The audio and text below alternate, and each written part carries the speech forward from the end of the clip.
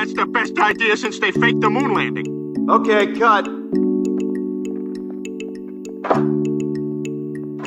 Wow, Neil Armstrong. Hey, wait a minute. You're supposed to be on the moon. I just saw it on TV. Oh, there's a tape delay and with all solar winds.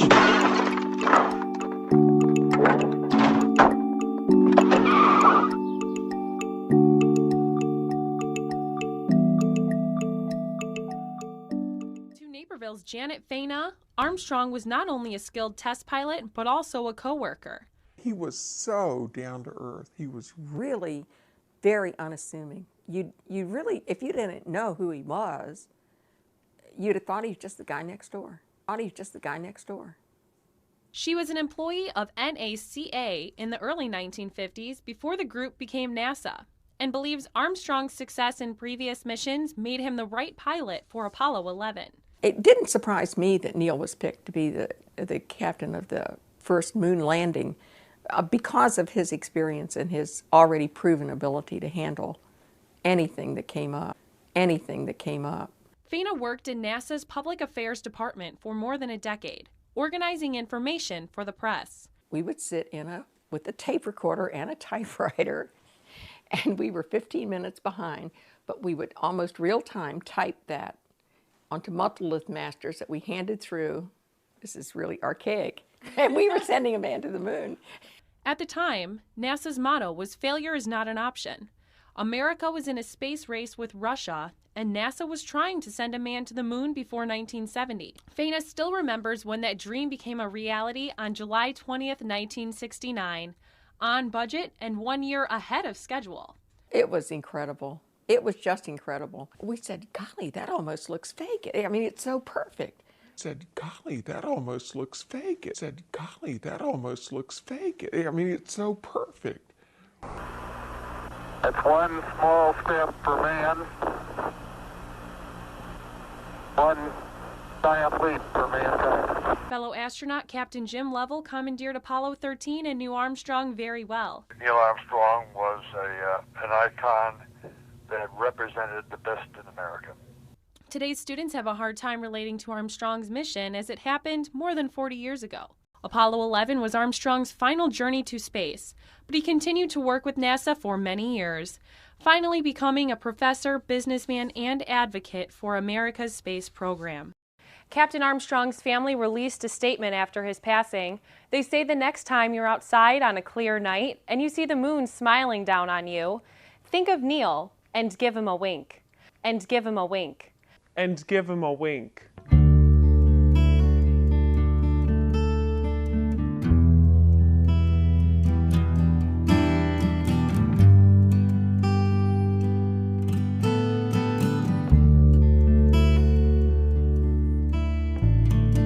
25 years and my life is still just trying to get up that great big hill of for a destination. And I realized quickly when I knew I should, this whole world's made up of this brotherhood of man, for whatever that means. So I cry sometimes when I'm lying in bed, just to let it all out what's in my head. And I'm feeling a little peculiar.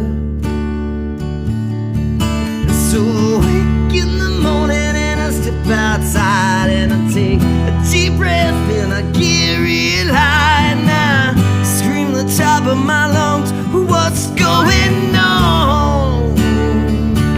And I said, hey, hey, hey, hey, hey, hey. I said, hey, what's going on?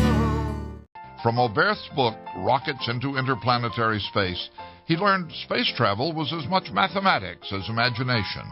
I was appalled by the fact that it was filled with mathematical equations, and at that time neither math nor physics were exactly my strengths at school, so I went to my math teacher and asked him what I could do to understand this book, because I really wanted to understand whether it was possible to build such rockets.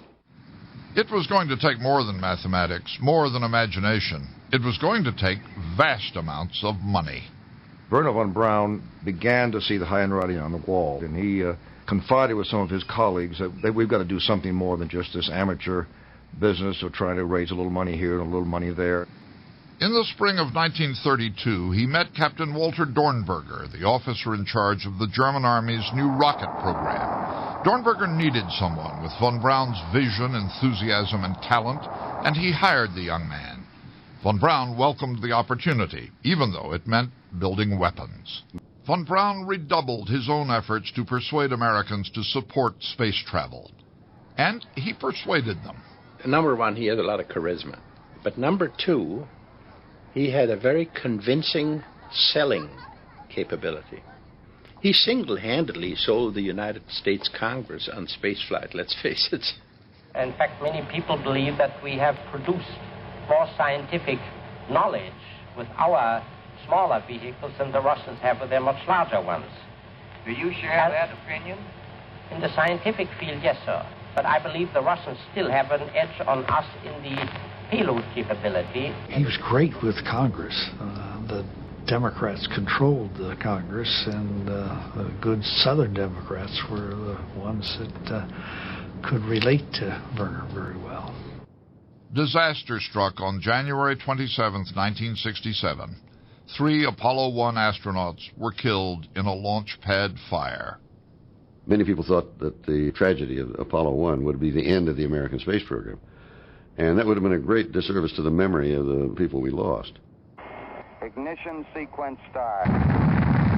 Less than 2 years after the Apollo 1 calamity, von Braun's Saturn V put 3 Apollo 8 astronauts into orbit around the moon. 1 a.m. Eastern Standard Time.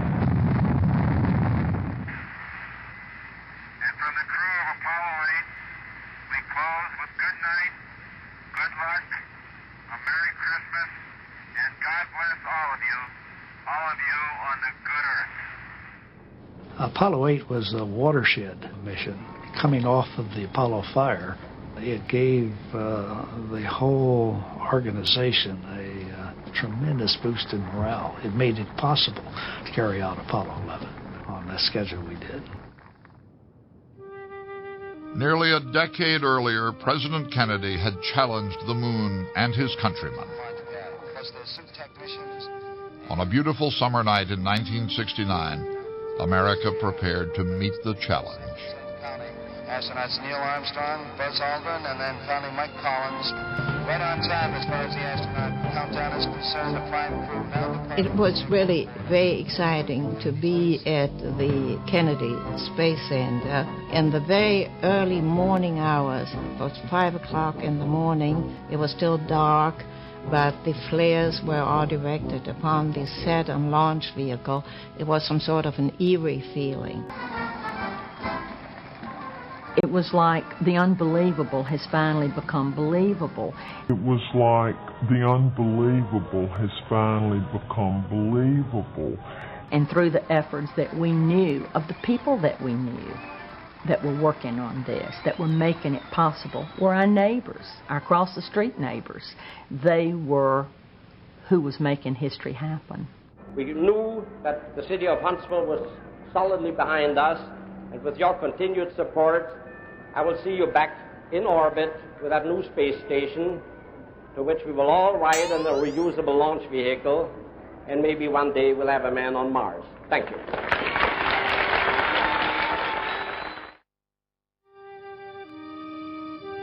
After the moon landing, there were great plans to go forward with a lunar base, space station. In fact, the month after our first moon landing in July 1969, von Braun appeared before a congressional committee and presented in detail a manned Mars landing plan. And no one was listening.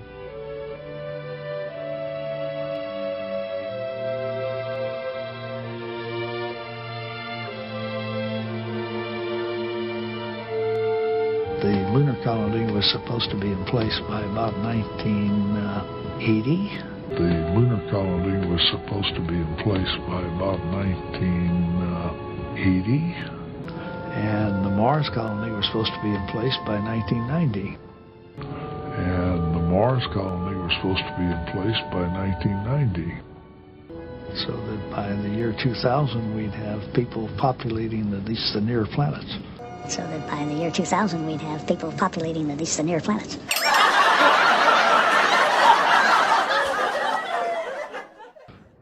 There are, of course, many other things competing for public interest. There's an election coming up, and there's a war going on in Vietnam, and there are problems in the cities, and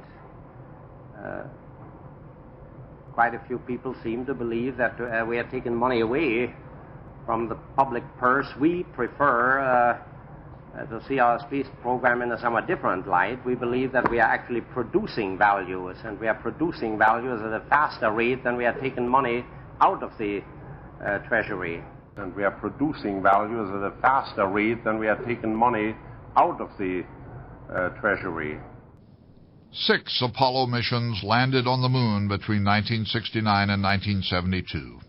But von Braun would not be based in Huntsville for all of them. He was transferred to NASA headquarters in Washington in February 1970. My friends, there was dancing here in the streets of Huntsville when our first satellite orbited the Earth. And there was dancing again when the first Americans landed on the moon. I'd like to ask you, don't hang up your dancing slippers. Don't hang up your dancing slippers.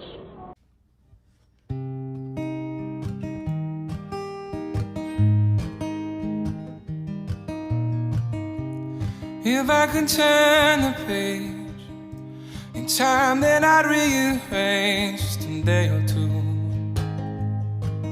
and close my eyes. But I couldn't find a way, so I settled for one day to believe in you, to tell me lies. Tell me lies, tell me sweet little lies.